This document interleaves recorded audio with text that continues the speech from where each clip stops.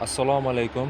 Ushbu loyiha Agrobank hamkorligida Surxondaryo viloyati Sho'rchi tumani Qo'qaydi mahallasida 60-89 sonli konturda amalga oshirilmoqda. Bu yerda karam ekilgan. Maydon hajmi 10 gektarni tashkil etadi. Uzunligi 500 metr, eniga 200 metrni tashkil qiladi.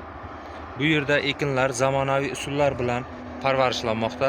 Hozirda ekinlar hosil olish holatida. Ekinlarni yetishtirish 90 kun davom etadi. Yetishtirish jarayonida sug'oriladi, tabiiy va mineral o'g'itlar bilan oziqlantiriladi. Ushbu loyihaga 20 ta dehqon xo'jaliklari biriktirilgan. Har bir dehqon uchun o'rtacha yarim gektardan yer maydonlari to'g'ri keladi. Loyihani samarali amalga oshirish uchun lider tadbirkor Qo'qaydi meva sabzavot ishlab chiqarish kooperativi biriktirilgan. Ushbu loyiha bo'yicha 1 gektardan o'rtacha 17,5 tonna, jami 350 tonna hosil olish rejalashtirilgan. Mazkur ekin yig'ishtirib olingandan so'ng ikkinchi ekinga ham yuqori daromadli ekin turini ekish orqali yer egalarining daromadlari yanada oshirib boriladi.